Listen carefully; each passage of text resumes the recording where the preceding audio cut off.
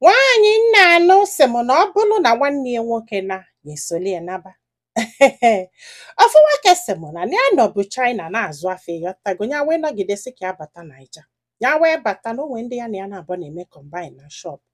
Na ya nwa na-eje outside eje ebute afịa. Mana ya pụọ ego ya na-eluzu more money ya bata ha na-ekpeli esi ikpe ha kọlụgbogo ha kọlụgbede. Ọ sị m ya afụ na ya na-eluzu ego even sef na ndị oshi jidere ya na ya phone na sisi anya ife ịgbagolo so many things happen that na ya dọrọzi happy. Ya na-akwụghalị ya kwụghalịsị afa na-akọlị ya o jikwa gbaa nwanne nne ejikwa wee fepụ. Ya wee decide ya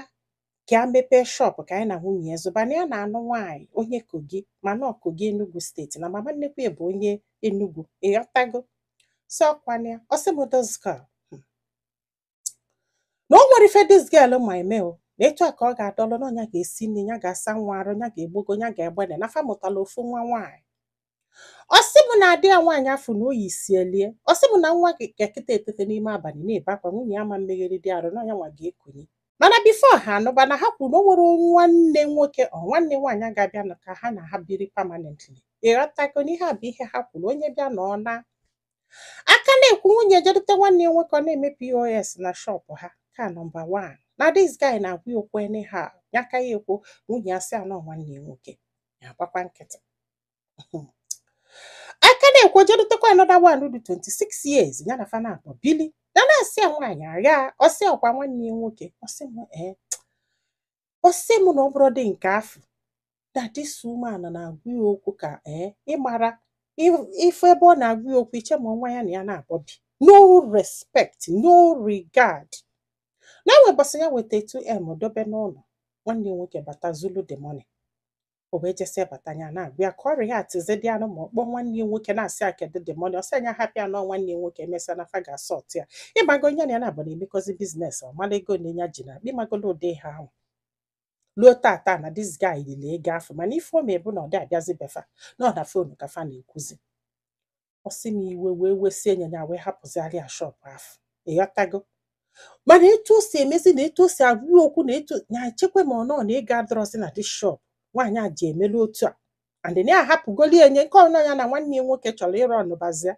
ya nyekwa ya 2M ya wee sọpọtụ onwe still ọ na-agwa okwu iche ma ọnwa ya na ya na-akpọbi. Ọ sị m na ya na nwanne ya nwoke nwe okwu na ọ ga-anọ n'iru nwanne ya nwoke kpalịsịa anya na o ji nwanne ya nwoke were akpalị ya too much ya na-edikwa ihe a. Ọ sị m na mami ya ada sọpọtụkwa ihe ọ na-eme o na mami ya ada sọpọtụ oge ọbụla mami ya na-abalị ya na-edi. Ọ sị m oluo one day maka na ka a lụrụ China na ya lụrụ nwaanyị onye Chinko ebe afọ ọ mụtara ofu nwa nwaanyị mana before nya anụbịa na ya gwakwala ya gwasị anya ọkpọ dị woman ya na dị woman kwụsie na dị woman na-akpọ ya once na while fa na-akalị na ya na-asọpọtụ dị woman na-asọpọtụ kwu ya kwa ịghọtago is not like na ọ na-eselufe okwu.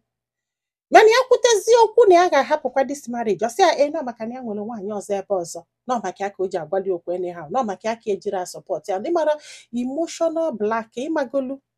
Ọ sị m na nwaanyị Chinko onye na-anụ na nwere ife onye rie na ebe a ka ọ ga-abịa ịnụsịa nwaanyị ma anọ nwaanyị ka ị na-anụ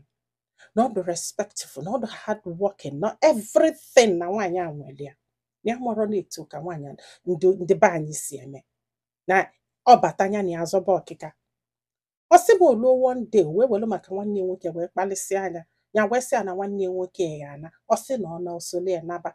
ya wee sị ya biko with all pleasure solu na ya naba na ọ bụ m ya gbuoli efi na ya sole ya naba ọ sị ya nọ maka na ọ nwere nwaanyị Chinko ọ ga-abụ eme ka ọ gbakwulu nwaanyị Chinko ịmagolo ụdị ha ahụ. Ọ sị m nne na ya na-achọ ịgba ala o na ọ bụrụ na ya lụburu nwaanyị Chinko ịghọtago ya na-asị m etu ka marriage si adụ ya nụlụ nwaanyị Chinko ụbọchị dụrụ ya mma o bụ di ya mma very peaceful marriage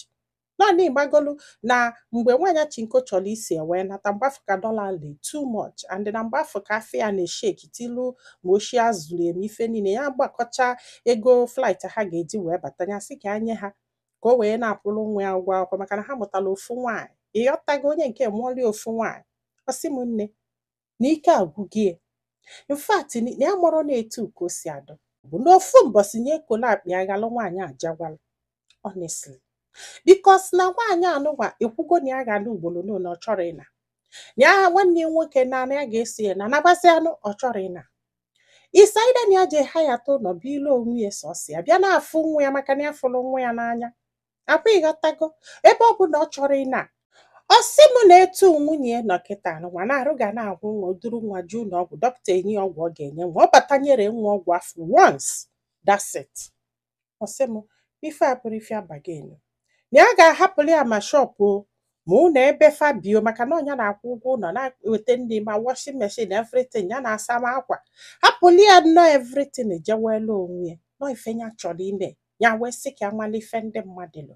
so nwanne m kedu ife ịlụ ihe a dis guy chọrọ ime na bụ just hapụ marriage eje ha ya ụlọ ebe ọzọ bụ ile onwe ya peacefully na ya chọrọ ikpe bọsịsọzalụfafa gbasa ọdụmma ka o nwere ihe uche o nwere ike ime wee mekwatakwa dis marriage ebe nwunye ya dị gị ntị and na ọ sị na o nwere ihe megide ka nwanne ya nwoke naba andị n'ihe ha kwuru ekwu na ha chọrọ nwanne nwoke ma nwanne nwaanyị mana nwunye ya chọrọ ịma aduto na ọ batago na ya mara na ụfọdụ ụmụ nwaanyị ga na-ekwe gị nkwa just ka ị wee nụba ha ịnụbara ha ha aghazie ihe sọrọ ha ha na-eme Chineke ike gwụrụ gwa anyị filo na comment section maka na ọ ga-enyelu this guy aka iji ma ife ọ ga-eme ma nyekwazalụ m aka tụsa ozi a ka ụlọ ndị ọzọ ntị ndị be anyị daalụnụ ka ọ dị n'ụbọchị ọzọ